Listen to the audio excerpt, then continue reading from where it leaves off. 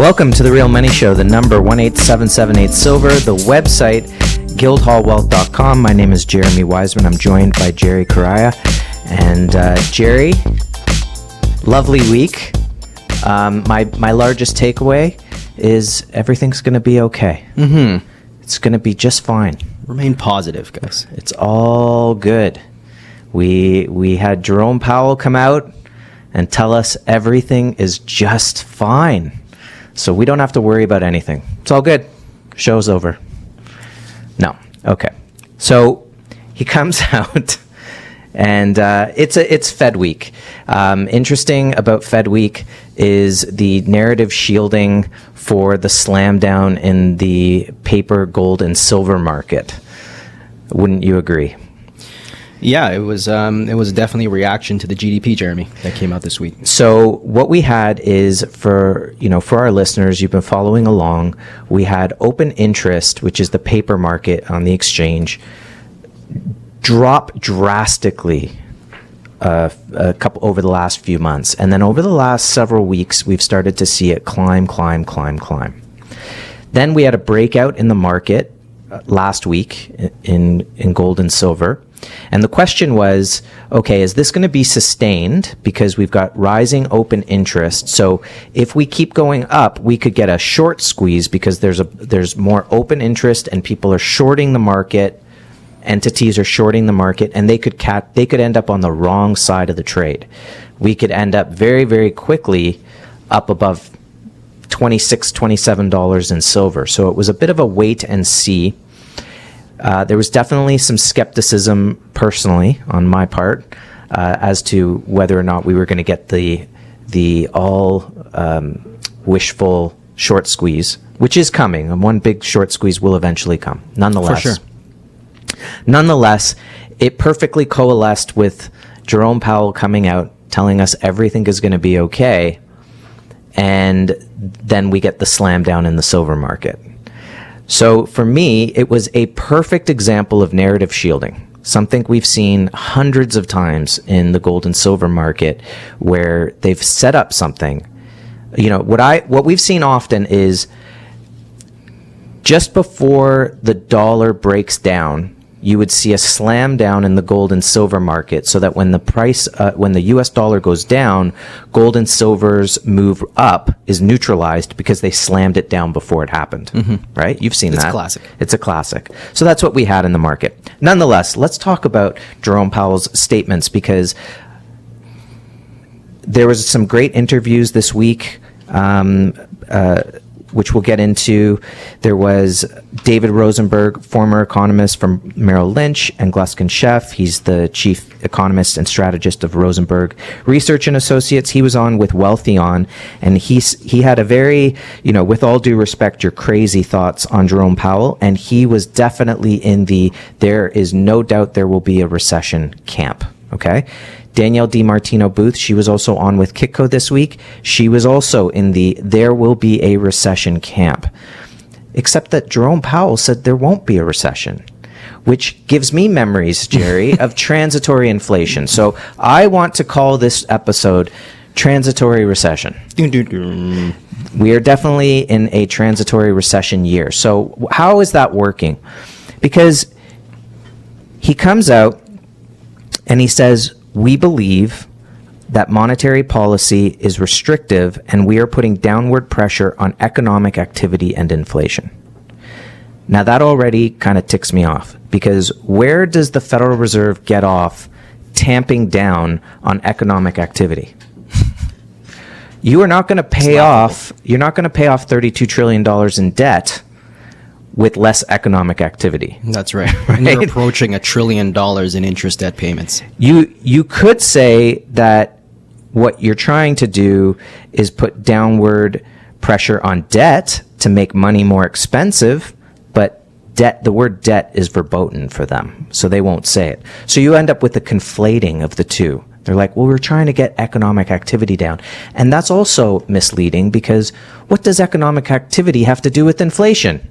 Inflation is you've created money out of nowhere. You've taken the balance sheet from under $1 trillion in 2007 to up above $8 trillion in 2022, and you've paid off a touch, right?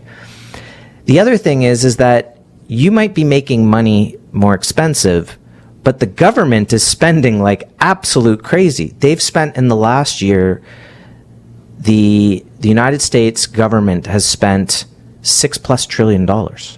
Yeah. $6+ trillion. Where is that money going? I'll tell you where the money's going. It's going, and they still have, Jerry, they still have relief payments. You hear the ads, right? Was your business affected by da-da-da? Well, you could be eligible for thousands of dollars. So they're getting thousands of dollars. They're putting money into the equities market. So the equity market is going up. And if you're looking at the equity market as your signifier, you're getting the wrong signals. Absolutely. We'll get into that soon. So giving out free money and having people spend free money is not a resilient economy. Absolutely That's not. staving something off. That's staving off the inevitable. Now, here's another one.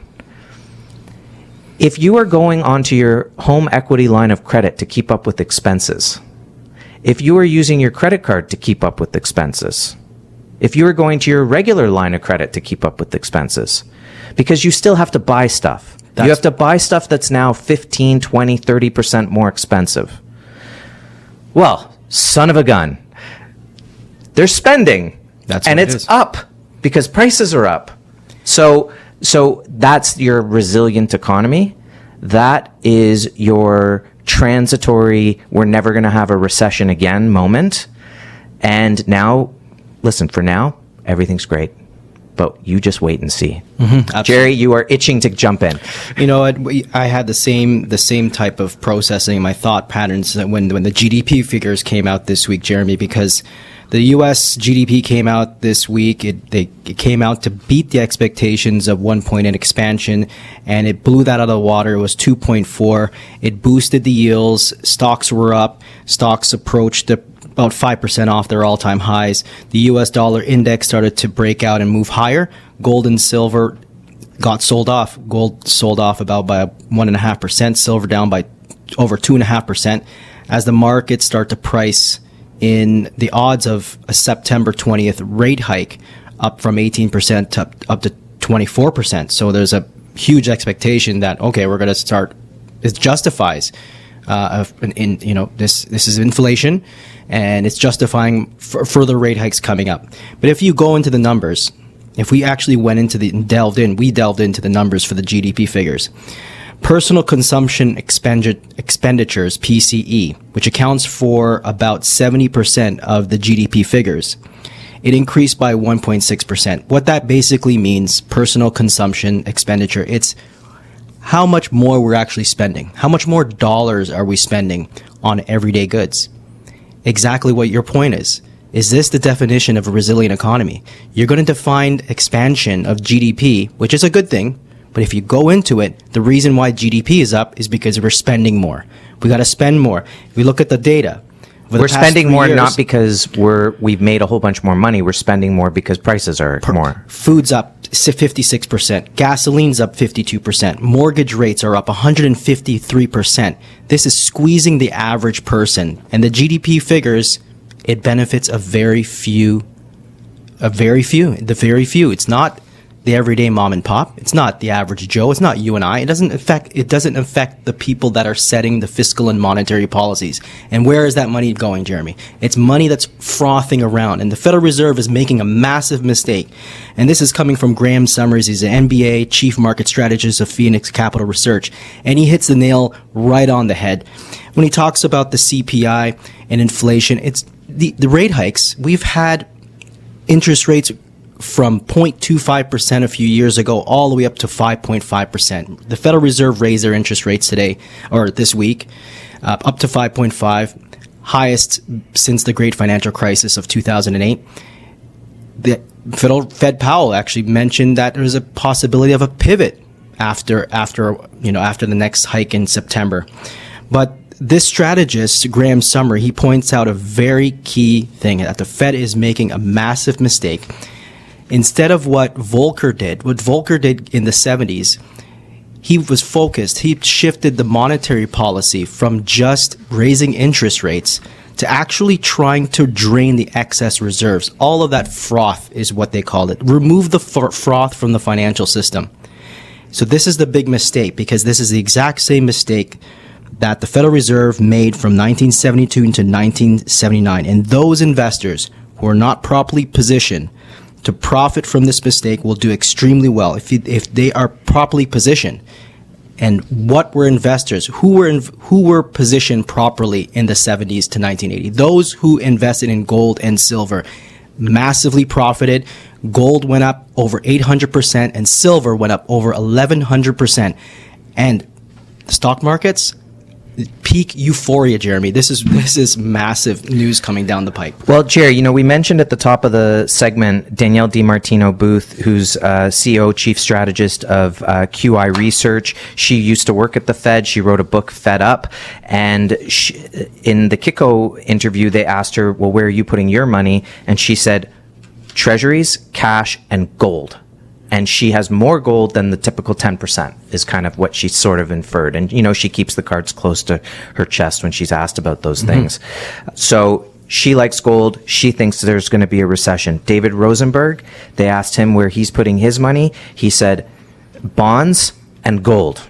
Same strategy. It's all about having that cash ready to go for deployment, because you don't want to be in the stock market, and he's in gold as well. And to your point about Volcker, one of the things that Rosenberg mentioned in this great interview is he was talking about that Volcker and Greenspan took a decade to get inflation down to 2%.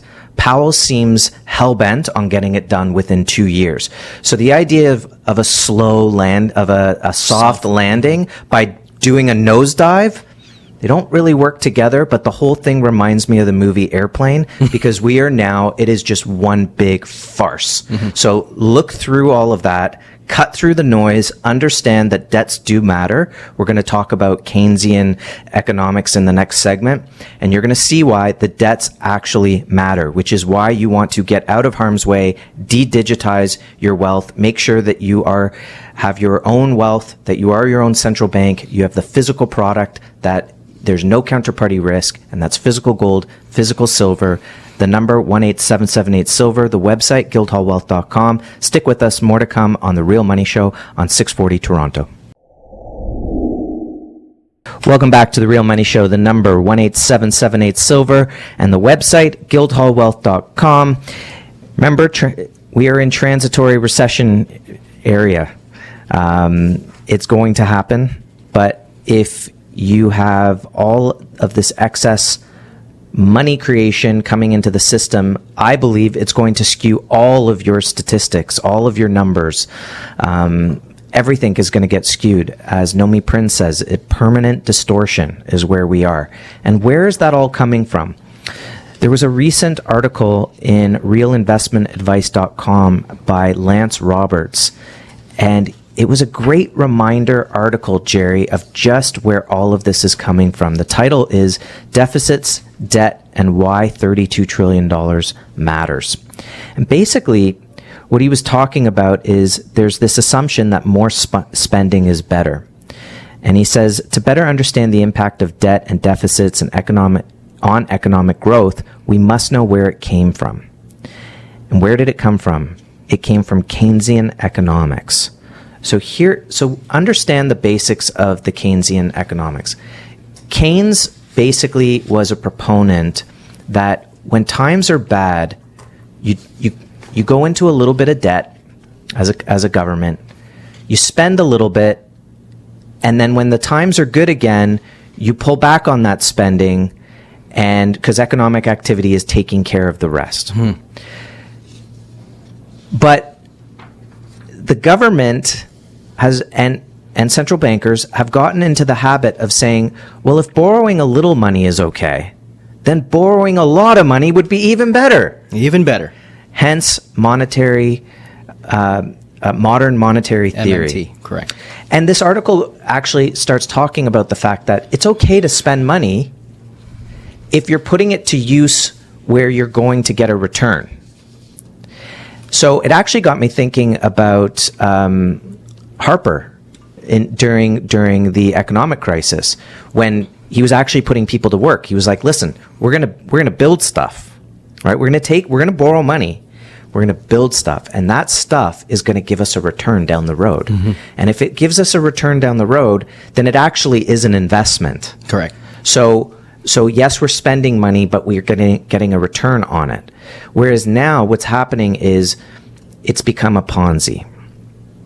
The more you print, you're actually having to deficit spend $2 to get back $1.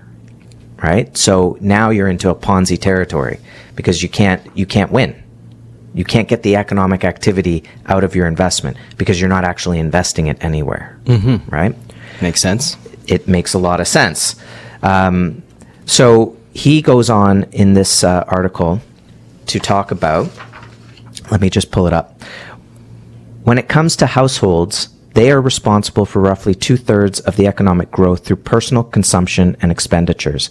Debt was used for them to sustain a standard of living well beyond the income and wage growth that it could support.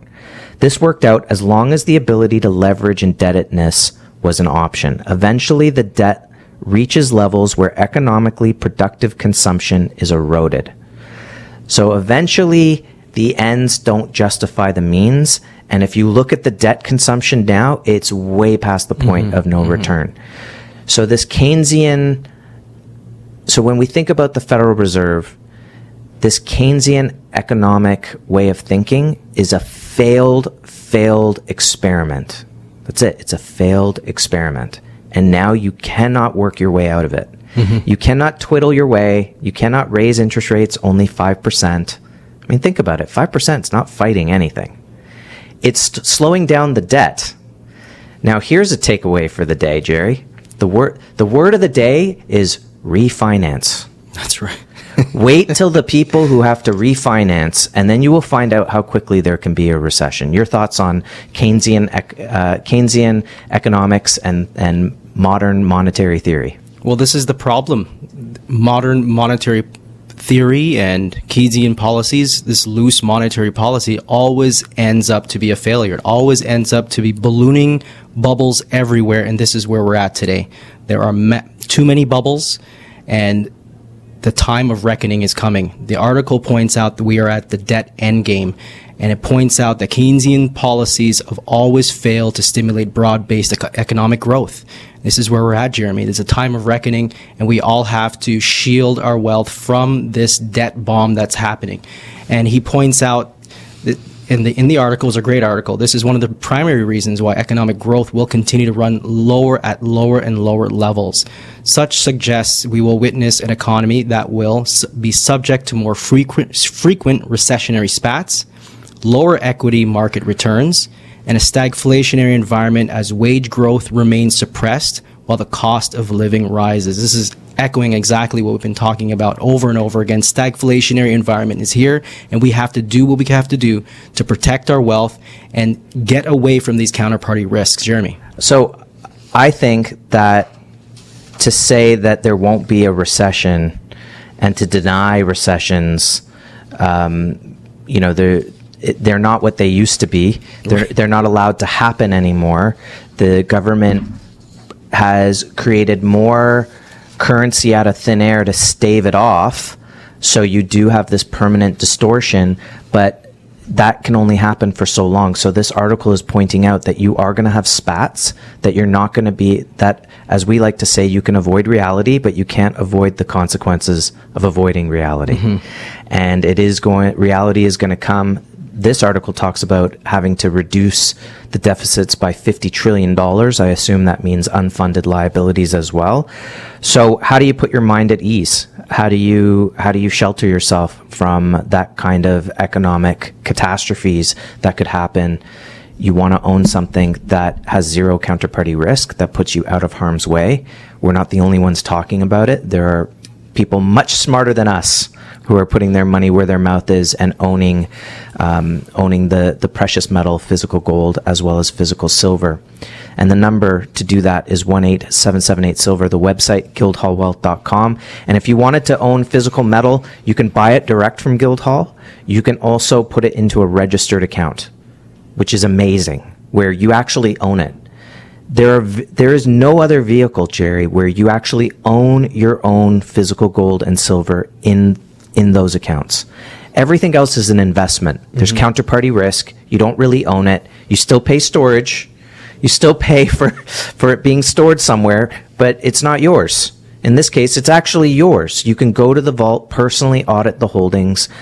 You're buying an actual physical product that gets allocated in your account, and this really puts you out of harm's way because it has no counterparty risk. It has nothing to do with the currency that's been created. But people are all going to rush for the exits.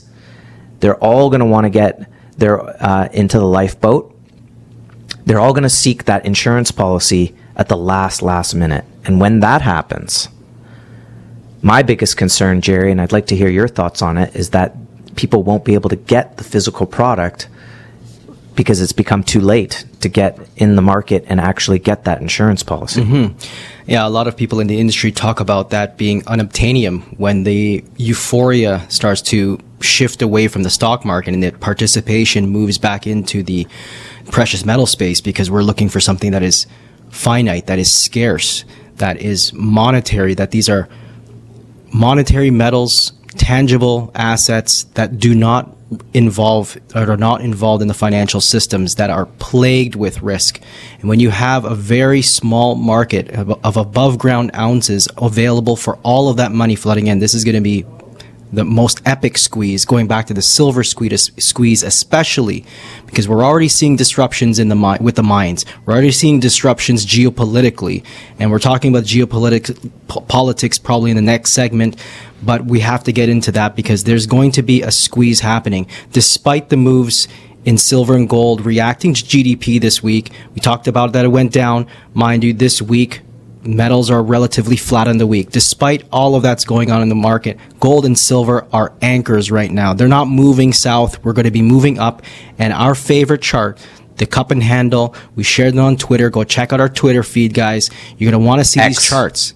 The X platform. Check out our X platform. Speaking of X, did you know that that Elon Musk and Peter Thiel, when they were with PayPal, they had a credit card called X. And I think they had a website called X.com.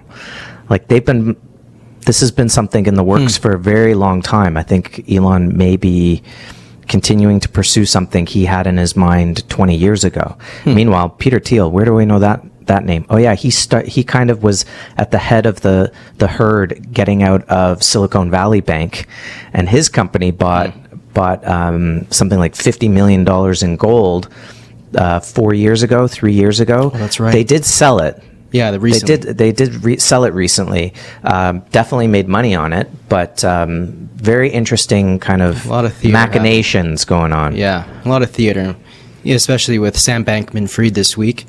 The FTX, he was embroiled with being charged with some election meddling, but obviously a lot of the... But they dropped those charges. But as we know, there's a two-tier justice system in the States, apparently. The thing about precious metals that I notice with people who do get involved is they get a sense of control sometimes for the first time ever. They're used to having their money in the control of somebody else. If something goes wrong, it's someone else's problem. They can pass off the excuse. But when they decide to take control of their own finances, having some physical gold is a big part of that. So I like to see that, I like to see that shift in people where they realize, oh, I'm in control now. This is mine. I own it. Right? Yeah, it's in my hands. And that gives a certain confidence moving forward and peace of mind, just knowing that you don't have to worry about all of the chaos that is going to ensue. And I think that as far as Jerome Powell's comments are concerned, self-motivated as they may be, the idea is to present a market full of calm and say that everything's going to be okay. But for the listeners of our show, they know that that is not the case. The calm is transitory. That the calm is transitory.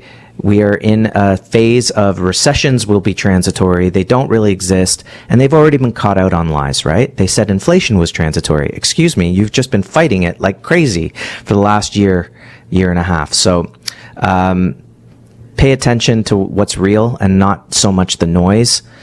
The debts do matter, and you want to be in control of your own destiny. The number 18778-SILVER, the website guildhallwealth.com. It's The Real Money Show on 640 Toronto. More to come.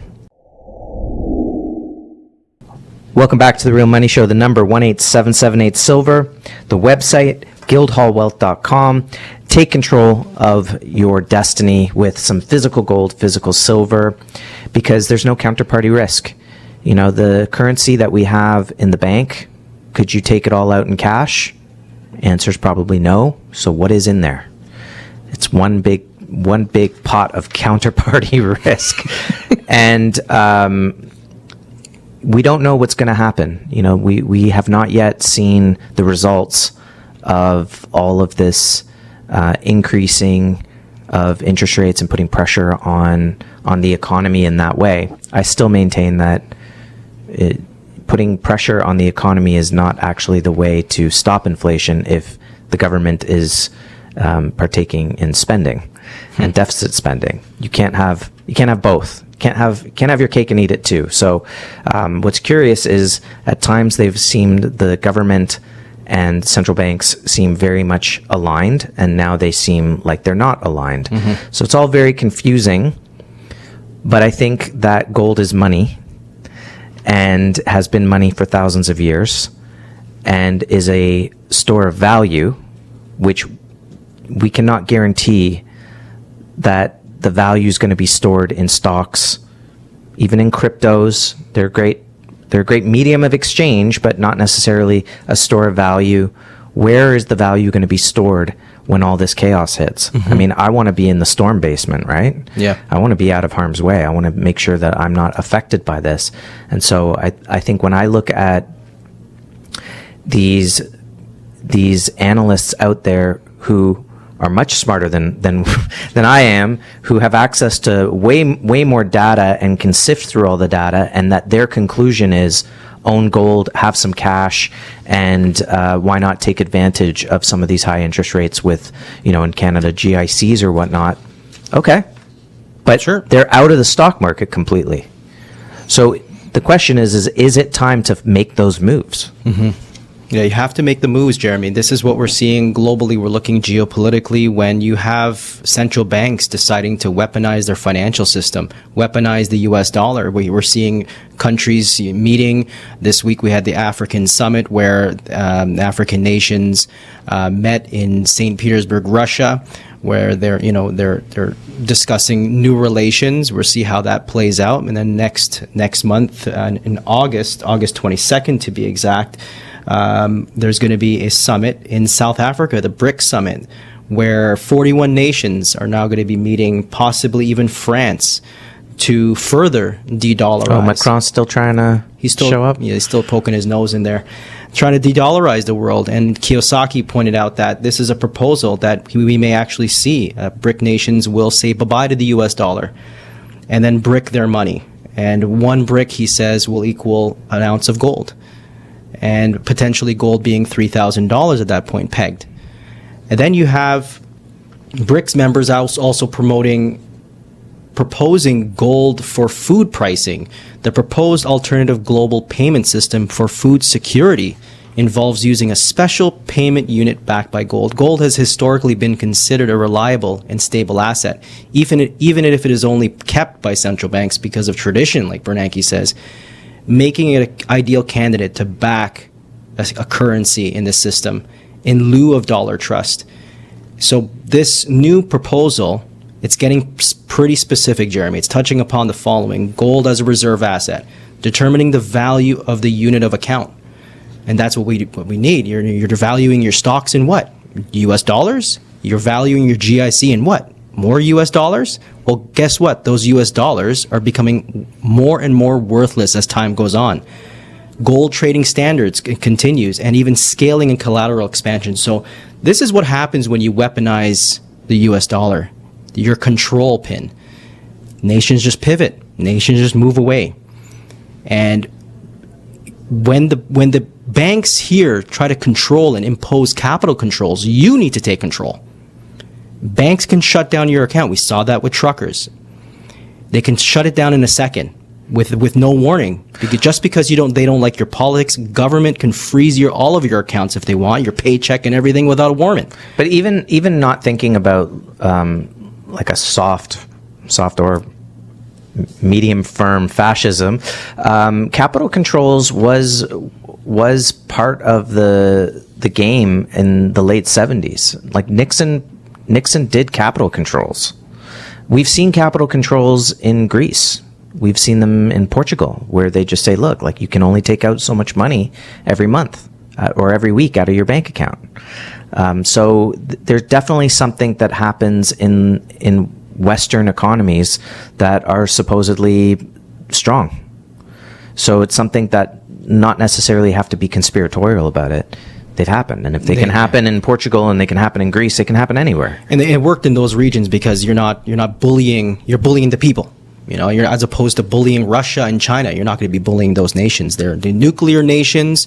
These are countries that have a larger GDP than the G7. So you're poking at the wrong enemy at this point, and they've created alliances and they've moved towards stabilization and global trade.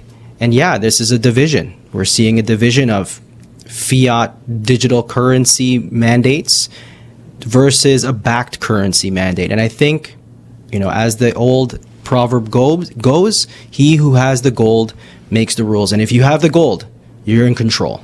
And I think as well, this idea of dollar weaponization is a strong point of what you're seeing with the de-dollarization, because what it does is it's saying, look, we're not going to hold your treasuries. We don't want to get rid of them all at once.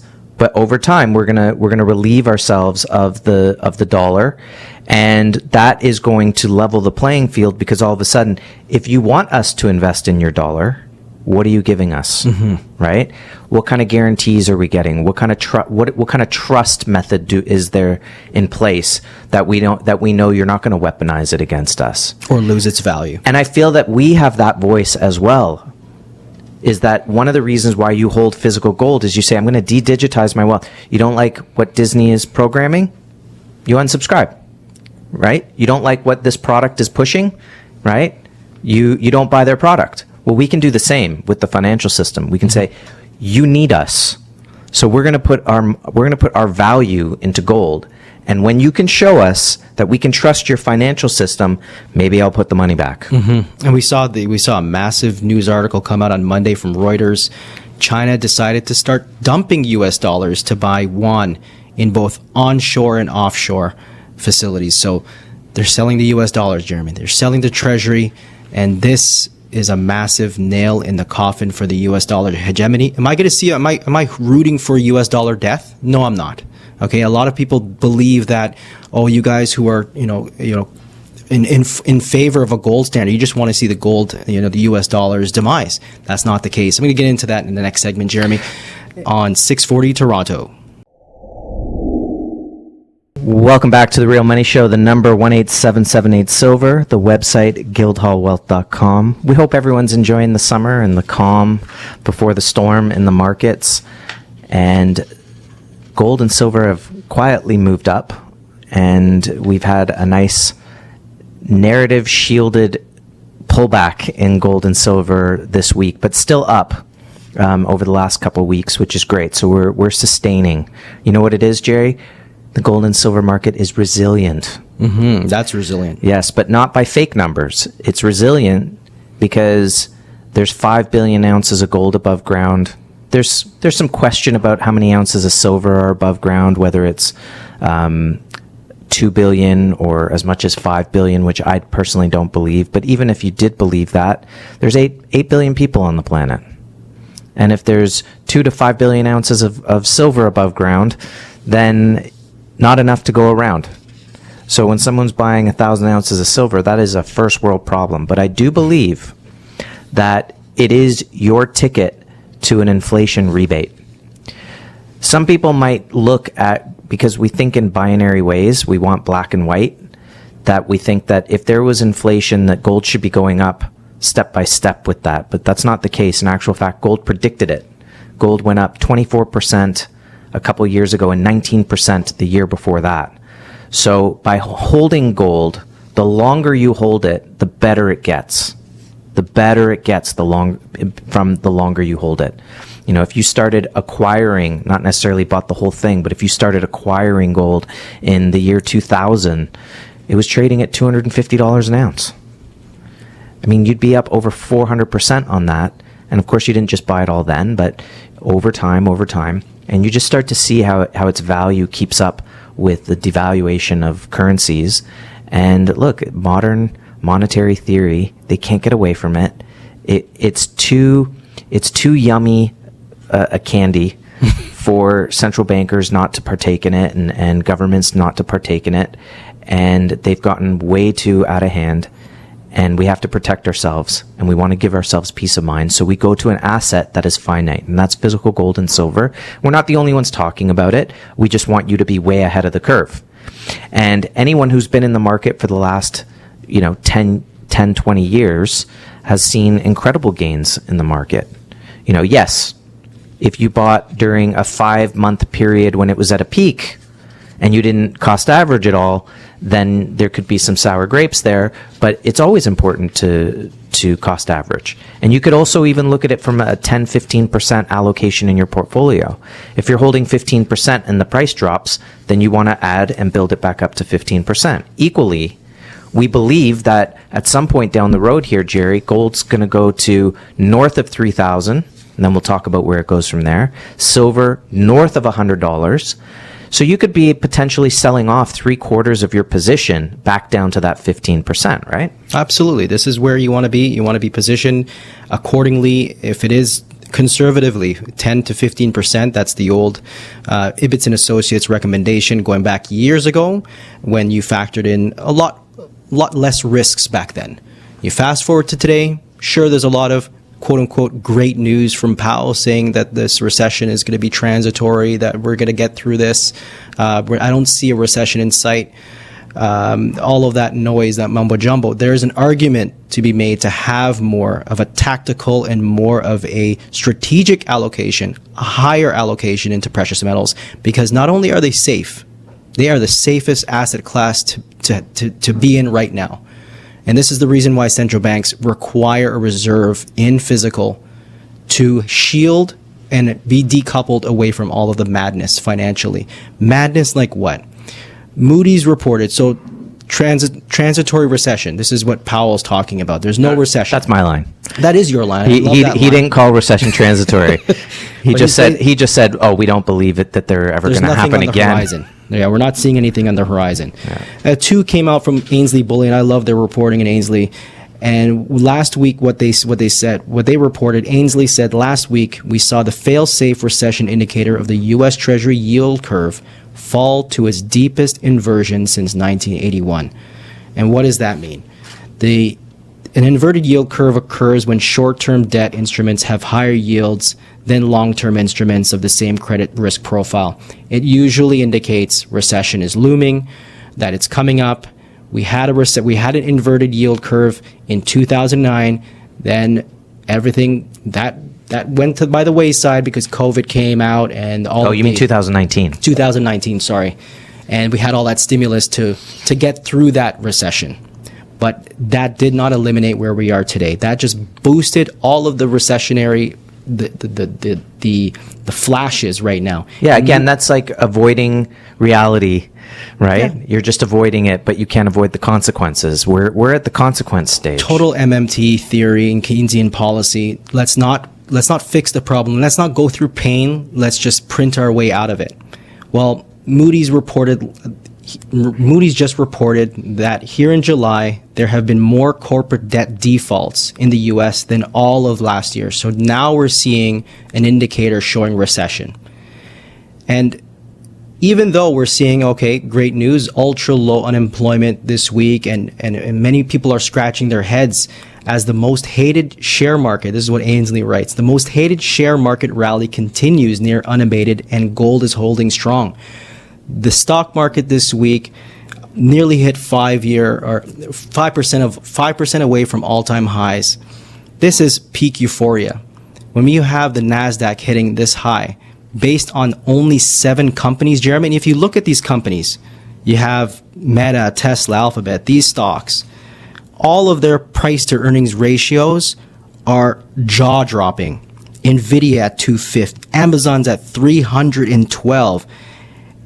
These 7 companies, which make up the NASDAQ 100, 7 of these companies have massive clout. And when we see that reversion happen, when we see that rebalancing happening with these 7 that just had a great week because of earnings season, and the thought of a pivot is coming, is going to more stimulus is on the way, they bring it back to gold.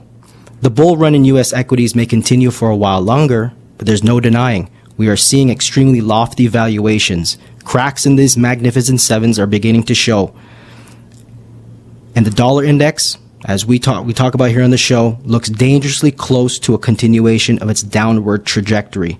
And nothing helps gold and silver like a weak U.S. dollar. So keep watching those markets, skim through the noise, slice through that noise, own your physical gold and silver position, because when the debts start to matter, when they break the market in September with another rate hike, you're going to watch gold and silver and what they do, and then we'll see that pivot, Jeremy. I'm calling that pivot.